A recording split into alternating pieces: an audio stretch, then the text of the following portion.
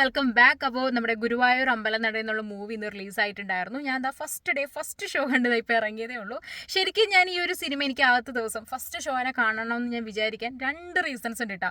ഒന്നാമത്തെ റീസൺ വിപിൻ ദാസ് ആണ് ഈ ഒരു മൂവി സംവിധാനം ചെയ്തിരിക്കുന്നത്. പുള്ളിയുടെ തന്നെ മറ്റൊരു മൂവിയാണ് ജയ് ജയ് ജയ് എന്നുള്ളത്.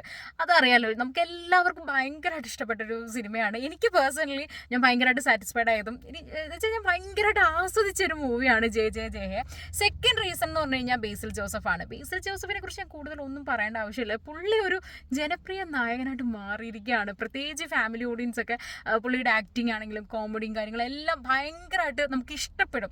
അങ്ങനത്തെ ആക്ടിങ് ആണ്. അപ്പോൾ ഈ ഒരു കോംബോ ആയിരുന്നു ജയ് ജയ് ജയ്. അപ്പോൾ അതിൽ നിന്ന് നമുക്ക് അപ്പോൾ ആ ഒരു സിനിമ കണ്ടപ്പോൾ ഉണ്ടായ ഒരു ഇമ്പാക്റ്റ് ഉണ്ടല്ലോ, അപ്പോൾ നമ്മൾ ഒരുപാട് പ്രതീക്ഷിക്കും. അപ്പോൾ ഈ ഒരു കോംബോ ഇനിയും വരുന്നു എന്ന് അറിയുമ്പോൾ നമ്മൾ ഒരുപാട് പ്രതീക്ഷിക്കും. അപ്പോൾ ആ ഒരു പ്രതീക്ഷന്മേലാണ് ഞാൻ ഈ നമ്മുടെ ഗുരുവായൂർ അമ്പലനട എന്നുള്ള ഈ ഒരു മൂവി ഞാൻ ആദ്യത്തെ ദിവസം ഫസ്റ്റ് ഷോനെ കാണണമെന്ന് ഞാൻ വിചാരിച്ചത്. അപ്പോൾ ഇനി ഞാൻ സിനിമയെക്കുറിച്ച് പറയാം. ഞാൻ ആദ്യം ഫസ്റ്റ് ഹാഫിനെ കുറിച്ച് പറയാം, പിന്നെ സെക്കൻഡ് ഹാഫിനെ കുറിച്ച് പറയാം, പിന്നെ മൊത്തത്തിൽ സിനിമ എങ്ങനെ ഉണ്ടെന്നുള്ളത് പറയാം. ഫസ്റ്റ് ഹാഫിനെ കുറിച്ച് പറയുകയാണെങ്കിൽ പക്ക എൻഗേജിങ്, പറയാതിരിക്കാൻ വയ്യ. സമയം പോകും നമ്മൾ അറിയത്തേയില്ല. ഒട്ടും ഒരിടത്ത് നമുക്ക് ലാഗ് ഫീൽ ചെയ്യത്തില്ല. പ്രത്യേകിച്ച് എടുത്ത് പറയേണ്ട ഒരു കാര്യം, നമ്മുടെ പൃഥ്വിരാജും ബേസിൽ ജോസഫ് ആ ഒരു കോംബോ ശരിക്കും വർക്കൗട്ടായിട്ട് അത് എടുത്ത് പറയേണ്ട ഒരു കാര്യമാണ്. അവരുടെ ആ ഒരു കോംബോ രക്ഷ ഉണ്ടായിരുന്നില്ല. പിന്നെ ഇതിനകത്തുള്ള കോമഡി എന്താ പറയണേ, അത് ശരിക്കും ഭയങ്കര രസമുണ്ട്. അത് എൻഗേജിങ് ആയിരുന്നു. നമുക്ക് ഒട്ടും ഒരു ഒരു ഒരു മുഷിവോ നമുക്കൊന്നും തോന്നുന്നില്ല. ഭയങ്കര എൻഗേജിങ് ആയിട്ടുള്ള കോമഡീസ് ആയിരുന്നു. അത് ശരിക്കും വർക്കൗട്ട് ആയിട്ടുണ്ട്. ഫസ്റ്റ് ഹാഫിലെ കോമഡീസ് എല്ലാം ശരിക്കും വർക്കൗട്ട് ആയിട്ടുണ്ട്. എൻഗേജിങ് ആണ് ഫസ്റ്റ് ഹാഫ്.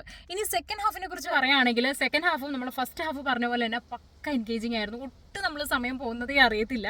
മൊത്തത്തിൽ സിനിമ എങ്ങനെയുണ്ടെന്ന് ചോദിച്ചു കഴിഞ്ഞാൽ നല്ല അടിപൊളി പടം, നല്ല പക്ക ഫൺ എൻ്റർടൈൻമെൻറ്റ് മൂവിയാണ്. ഇതിലെ പെർഫോമൻസ് ഒക്കെ പറയുകയാണെങ്കിൽ ബേസിൽ ജോസഫ് എൻ്റെ അമ്മോ എന്ത് രസമായിട്ടാണ് ചെയ്തു വെച്ചിരിക്കുന്നത്, പറയാതിരിക്കാൻ വയ്യ.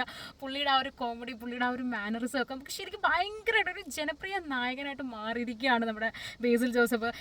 ഇപ്പോൾ ബേസിലിൻ്റെ ഒരു മൂവി എന്ന് പറയുമ്പോഴത്തേക്കും നമുക്ക് കണ്ണും പൂട്ടി ആ സിനിമ പോയി കാണാം. ആ ഒരു ലെവലിലേക്ക് വന്നിരിക്കുകയാണ് ബേസിൽ ജോസഫിൻ്റെ ആ മൂവി. നമ്മുടെയൊക്കെ വീട്ടിലേക്കുള്ള ഒരു പയ്യൻ, അങ്ങനത്തെ ആ ഒരു ഫീലാണ് നമുക്ക് കിട്ടുന്നത്. ശരിക്കും ഭയങ്കര രസമുണ്ട് ബേസിലിൻ്റെ അഭിനയമൊക്കെ. അതുപോലെ തന്നെ നമ്മുടെ പൃഥ്വിരാജും ബേസിൽ ആ ഒരു കോംബോവും ഒരു രക്ഷ ഉണ്ടായിരുന്നില്ല കേട്ടോ. നല്ല അടിപൊളി കോംബോ ആയിരുന്നു. മൊത്തത്തിൽ ഈ ഒരു ഫിലിമിലെ എല്ലാവരുടെയും കാസ്റ്റിംഗ് എന്ന് പറയുമ്പോൾ എല്ലാവർക്കും ഓരോരുത്തരുടെ റോളുണ്ട്. അവരെല്ലാവരും നല്ല അടിപൊളിയായിട്ട് നമ്മളെല്ലാവരും വന്ന് ചിരിപ്പിച്ചിട്ടേ പോകുള്ളൂ. അങ്ങനത്തെ പെർഫെക്റ്റ് കാസ്റ്റിംഗ് ആണ്. എനിക്ക് മൊത്തത്തിലെല്ലാം കൊണ്ടും ഭയങ്കരമായിട്ട് ഇഷ്ടപ്പെട്ടു ഈ സിനിമ. പിന്നെ ഇത് ഒരു സിമ്പിൾ സ്റ്റോറിയാണ് ഈ ഒരു സിനിമയിൽ, അല്ലാതെ ഭയങ്കര ബ്രഹ്മാണ്ഡ സ്റ്റോറി അങ്ങനെയൊന്നുമല്ല. ഭയങ്കര ഒരു സിമ്പിൾ സ്റ്റോറിയാണ്. പിന്നെ ഈ സിനിമയിൽ ഒരുപാട് റെഫറൻസസ് വന്നിട്ടുണ്ട്. ആ റെഫറൻസസ് എല്ലാം പക്കയായിരുന്നു കേട്ടോ. ശരിക്കും നല്ല രീതിയിൽ അത് നല്ല പക്കയായിട്ട് അത് പ്ലേസും ചെയ്തിട്ടുണ്ട്. എനിക്ക് മൊത്തത്തിൽ ഭയങ്കരമായിട്ട് ഇഷ്ടപ്പെട്ടു. ഇപ്പം നിങ്ങൾക്ക് ഇപ്പോൾ ഈ ഫാലിമി അല്ലെങ്കിൽ ജെ ജെ എന്നുള്ള മൂവിയൊക്കെ ഇഷ്ടപ്പെട്ടിട്ടുണ്ടെങ്കിൽ തീർച്ചയായിട്ടും ഈ സിനിമ ഇഷ്ടപ്പെടും. പിന്നെ ക്ലൈമാക്സ് വരുമ്പോൾ ലോജിക്കലി ചിന്തിക്കുവാണെങ്കിൽ ഇതിങ്ങനെ ചെയ്താൽ പോരായിരുന്നോ എന്നൊക്കെ ചിലർക്ക് തോന്നുമായിരിക്കും. പക്ഷെ അങ്ങനെ ചിന്തിക്കാനുള്ളൊരു ഗ്യാപ്പ് പോലും നമുക്ക് ഈ ഒരു സിനിമയുടെ ഇടയ്ക്ക് കിട്ടത്തില്ല കേട്ടോ. അത്രയ്ക്ക് എൻഗേജിങ് ആണ്. ഒരിക്കൽ പോലും നമുക്ക് വാച്ചിൽ ടൈം നോക്കേണ്ടി വരുന്ന ആ ഒരു അവസ്ഥ ഉണ്ടാക്കത്തില്ല. അത്രയും പക്ക എൻഗേജിങ് ആയിട്ടുള്ളൊരു മൂവിയാണ്. ഞാൻ ശരിക്കും റെക്കമെൻഡ് ചെയ്യും കേട്ടോ. നമ്മൾ ഫാമിലിയായിട്ട് ഫ്രണ്ട്സുമായിട്ടൊക്കെ പോയി എൻജോയ് ചെയ്ത് കാണാൻ പറ്റുന്നൊരു മൂവിയാണ്. പിന്നെ സിനിമ എന്ന് പറയുന്നത് അല്ലെങ്കിൽ കല എന്ന് പറയുന്നത് വ്യക്തിനിഷ്ഠമാണ്. ഞാൻ എൻ്റെ അഭിപ്രായമാണ് പറയുന്നത്. ഇപ്പോൾ ഓരോരുത്തരുടെ ടേസ്റ്റിന് അനുസരിച്ചാണ് ആ സിനിമ ഓരോരുത്തർക്ക് ഇഷ്ടപ്പെടുന്നത്. എനിക്ക് ഭയങ്കരമായിട്ട് ഇഷ്ടമായി.